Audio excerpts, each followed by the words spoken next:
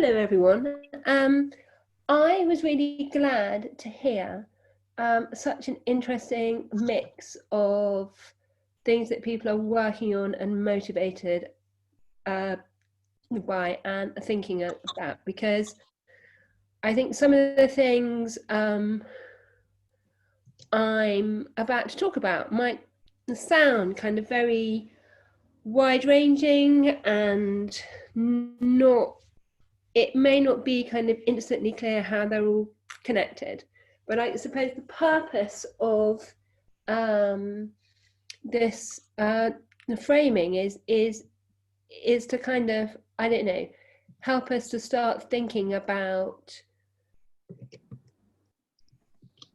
how we could do things differently, because I think one of the biggest things about the way technology is rolled out into our lives over the last 20 years, and particularly I think the last 6 months, is that it's not always clear. Like data doesn't leave a trail behind it that is visible, and there are loads of brilliant things, and there are some things that are not that great. And I guess the thing in particular that I'm sort of really interested in, as a person who's been working on the web for a long time, is that, like, in the early days, the web in particularly was really open. It was a community of people who made things and talked to each other. You didn't really start to get the very big platforms coming in until like the 2000s. And prior to that, we had really kind of open, decentralized, probably quite overly optimistic ways of doing things. And I think kind of over the last 20 years, one of the things that happened is that suddenly people started to work out how to make money. And as that happened, kind of nobody stuck up for everybody else. And I guess that's what I'm interested in. It's kind of how can both community power and community intelligence come back to the heart of technology. So I have some slides, which I'm hoping I can actually use. Yes, great. So something I've been talking about a lot for the last 5 years is that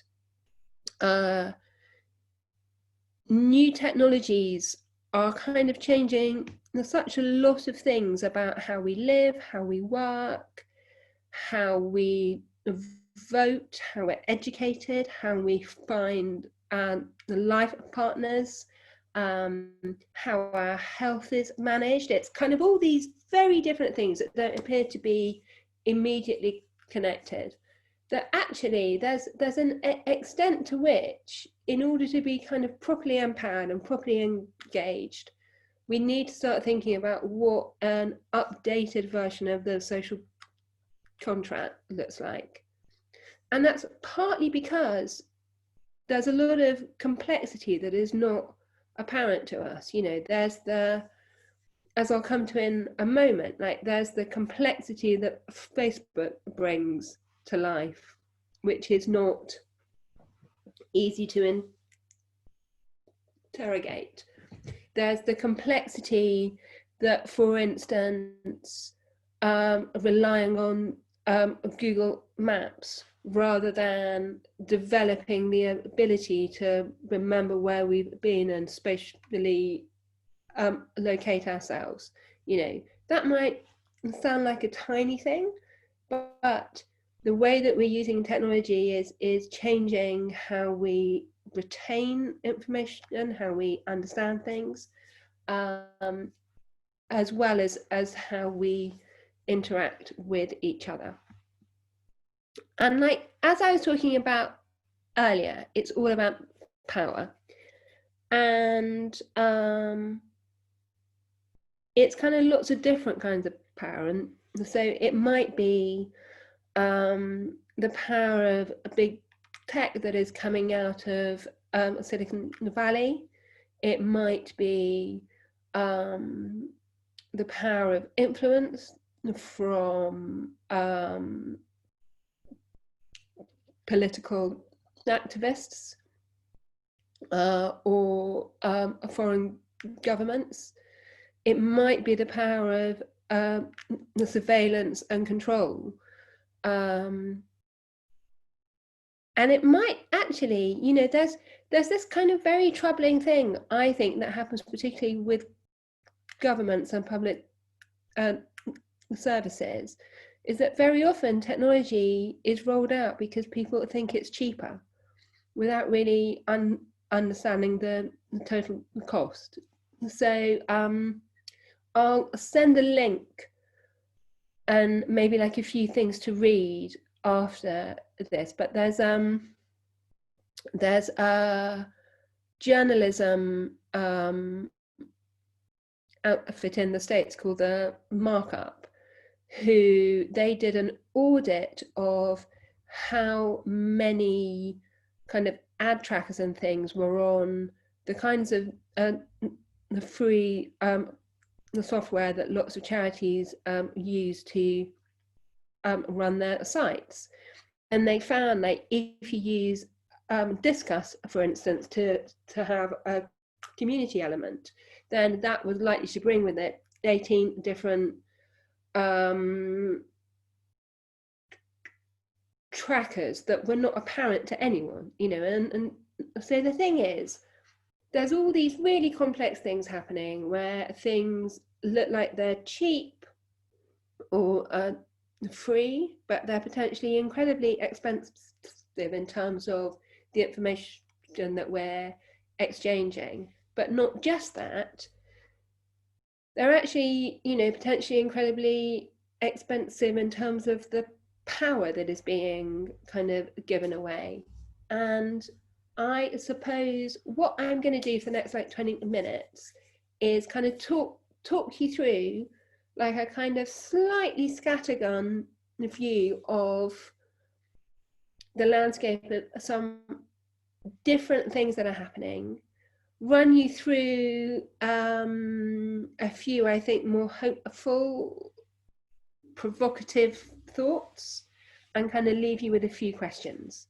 And the questions, I hope, are going to be the things that get you to start thinking in the group work that we'll be doing over the next few months about kind of how both the wisdom and the power of the communities that you're involved in can be harnessed in different ways. So I spend quite a lot of time talking to people in the States, and you know, at the moment what everybody is aware of is I think there's 40 days until the next election, and I think nobody really entirely fully understands what the role of Facebook in particular, but I think YouTube as well, in influencing public opinion, allowing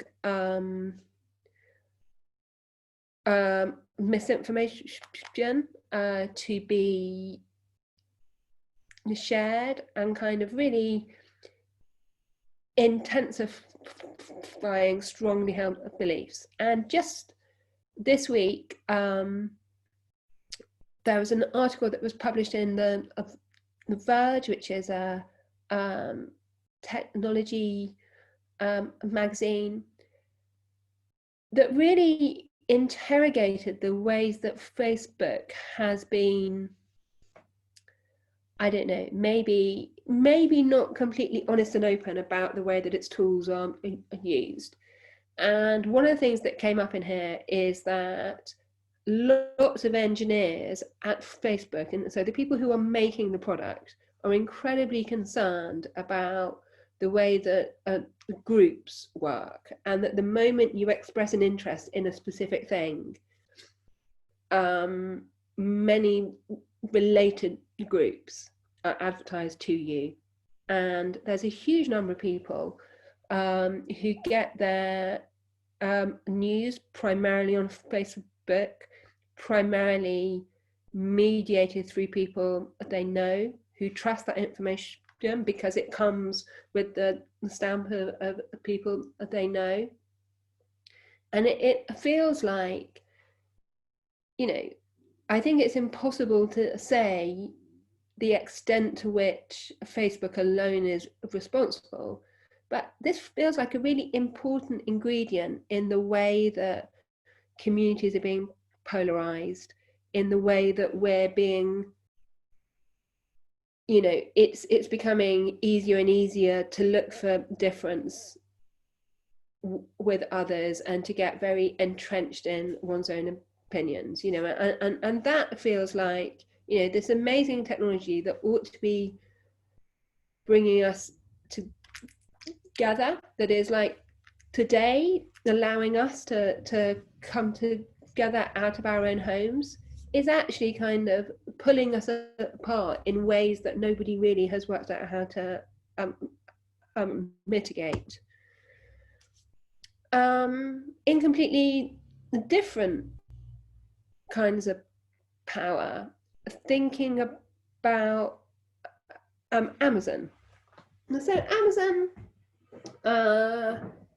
is probably, you know, I think Amazon probably has the most effective logistics operation in the world. They are incredibly good and efficient at taking the data in, understanding it, turning that into sort of real intelligence that powers their business. But that kind of reliance on efficiency means that actually the people who work in the warehouses, you know, the people who actually go and pick up the goods that are delivered to you, they're kind of treated as co-workers with the robots, right? You know, they're treated as a means to an end to power the data to get the item out of the warehouse.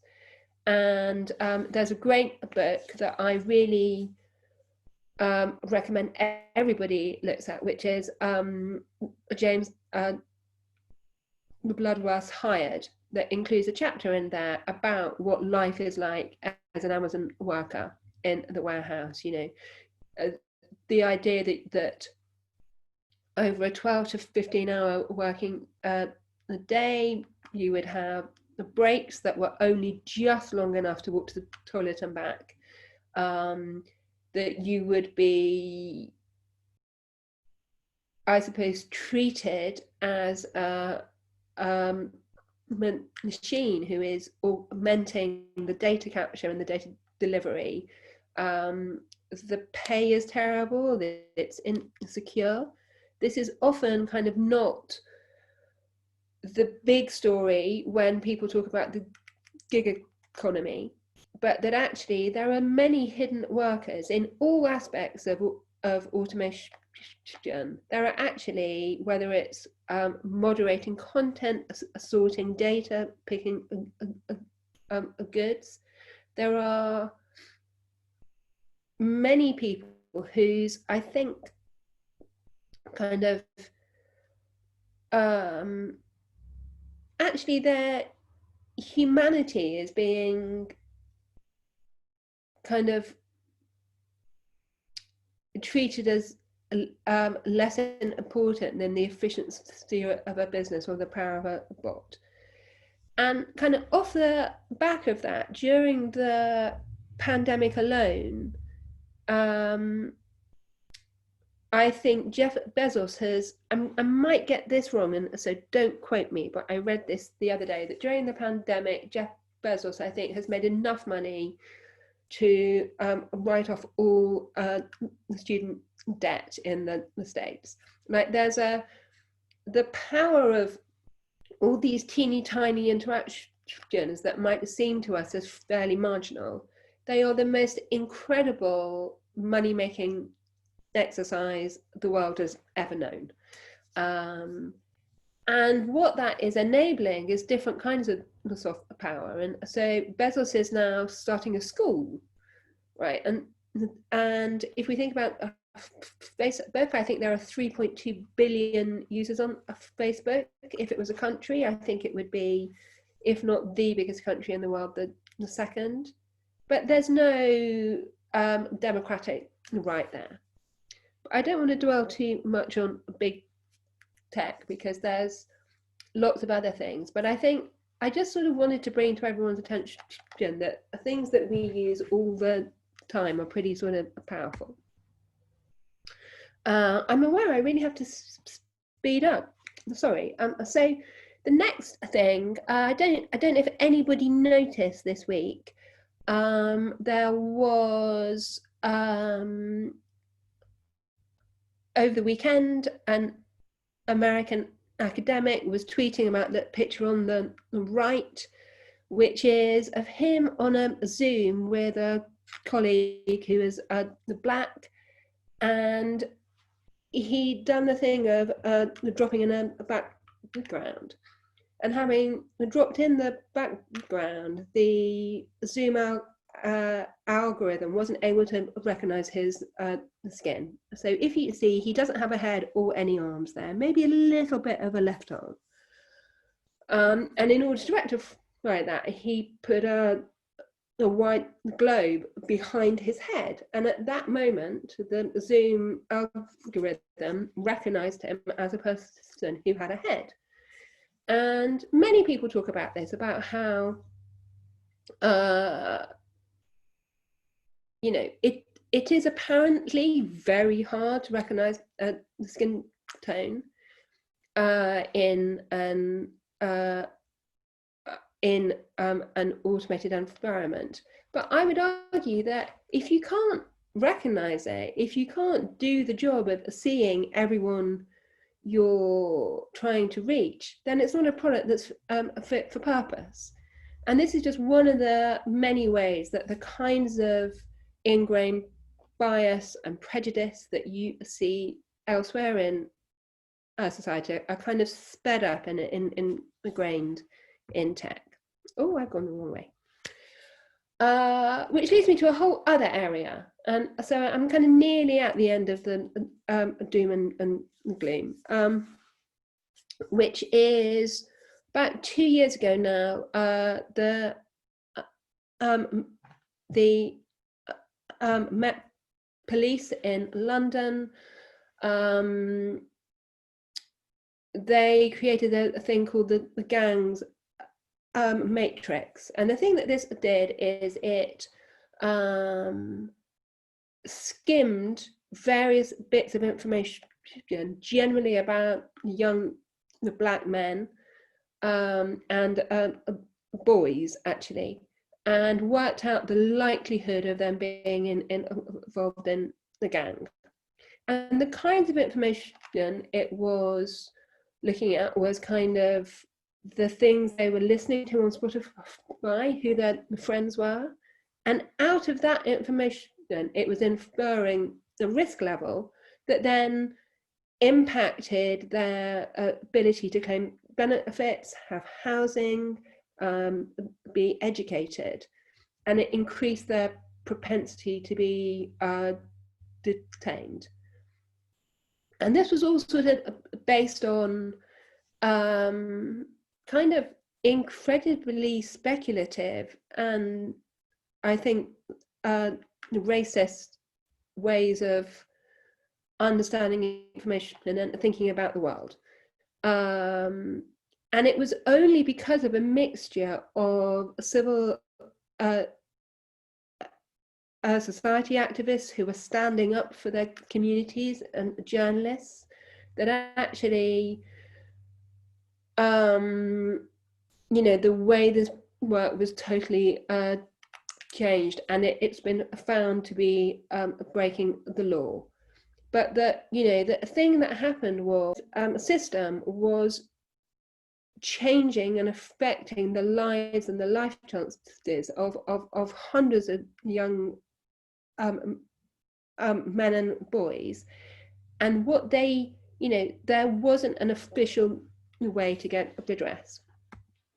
I won't dwell on this, but I guess everybody is aware of the A-level saga that happened in August. And I think the only thing I will say about this is that this is an example of how, if you are going to bring technology in, then you need to change the systems around it. This is an example of an algorithm that took, I think, probably all the least fair things about how a society works and kind of encoded those into the decision. And that actually there are a load of things that could have been done to mitigate that and make it fairer, but they didn't happen. And I suppose just going more to the positive end about how technology can bring us together in ways we weren't expecting. It can give us community bonds. It can offer up heroes and big stories.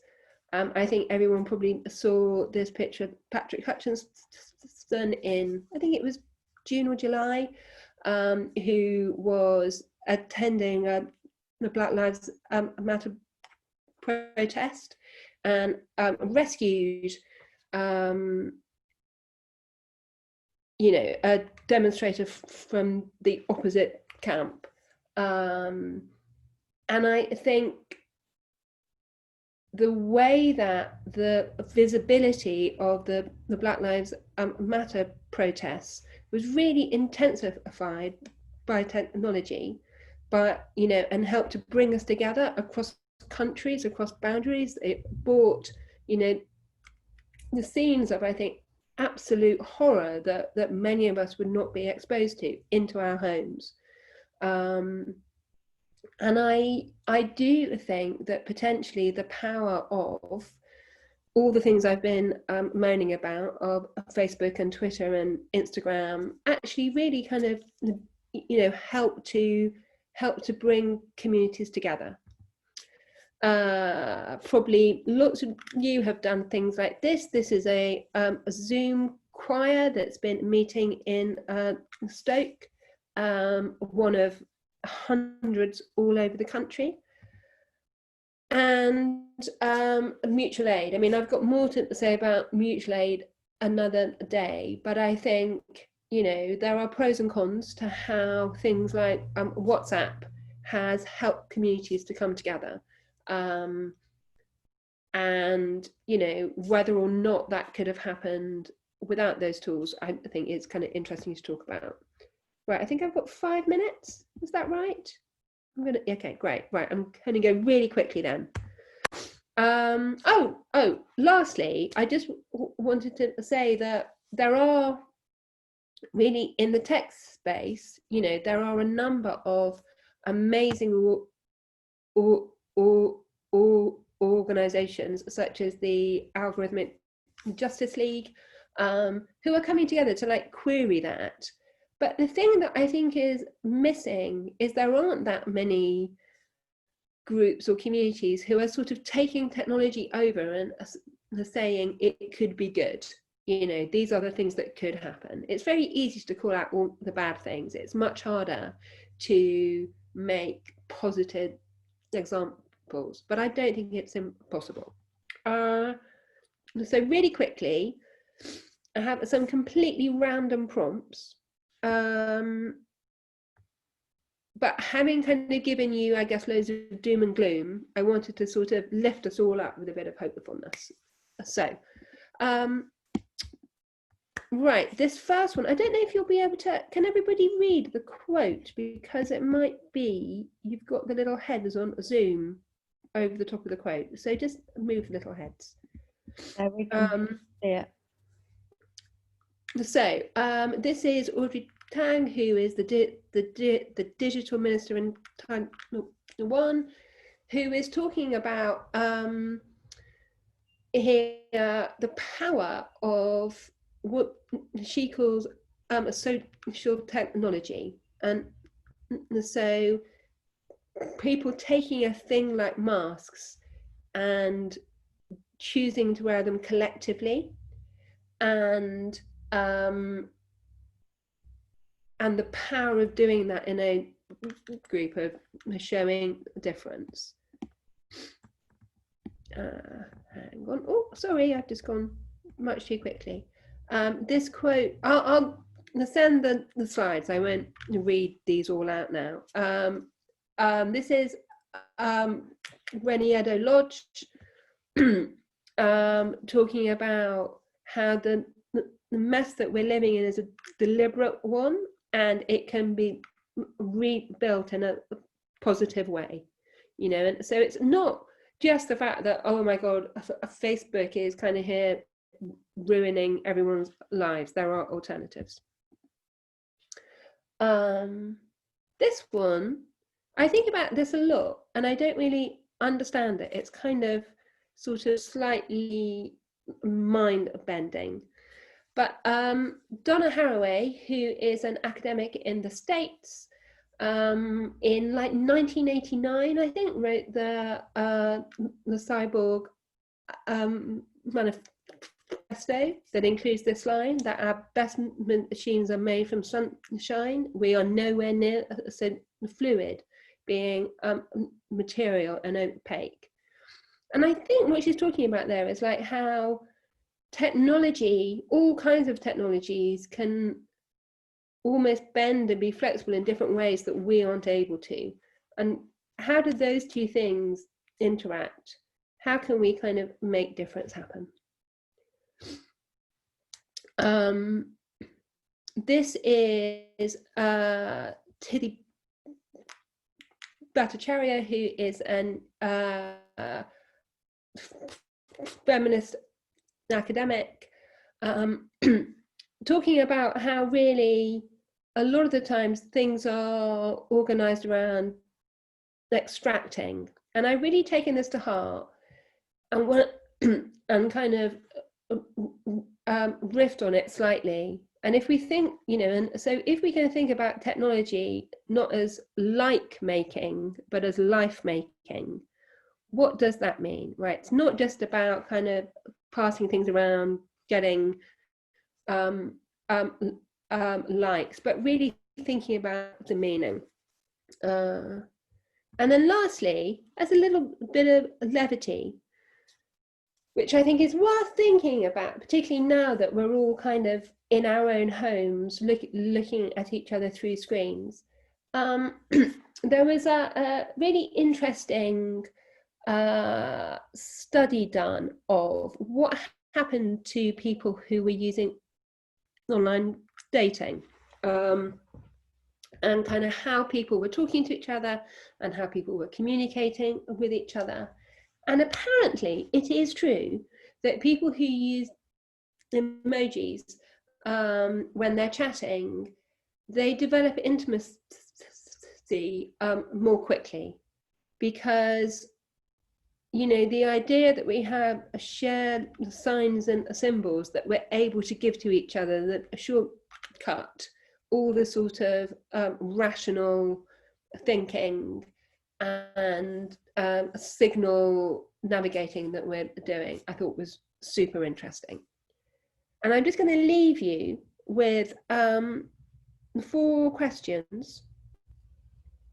And I know I've gone really quickly. I was kind of worried I almost didn't have enough to talk about, but maybe I've just gone on. But anyway, right. So 4 questions and 4 prompts. And so the first is, like, in this world in which data is driving lots of decisions and kind of huge technology power is being sort of pushed onto us, how can community intelligence be harnessed to do different things? The next is, how can we kind of change the way that power moves? How can we redistribute it? Can we do it using those tools or not? And I think I have two opinions about this, but I'm much more interested in hearing everybody else. This is a slightly more concrete one to think about as we're going through the next couple of months, but like, what are the tools and the infrastructure that are needed to do that? And then lastly, and this might be the easiest place to start, what are the small things that we're able to do like now that will make some of this possible? I think I'm just going to end there. Oh, I'm just going to, right, I will send these on. There's a couple of frameworks here for thinking on, but we will come to these later on. I don't really have time to talk about it now. It's worth kind of doing it in more depth, I think, as we get into the course. And I'm just going to leave it there because I'm aware I've gone slightly over. Do we have time for just any quick responses or questions or? Yeah, I think that's fine because it's quite a lot.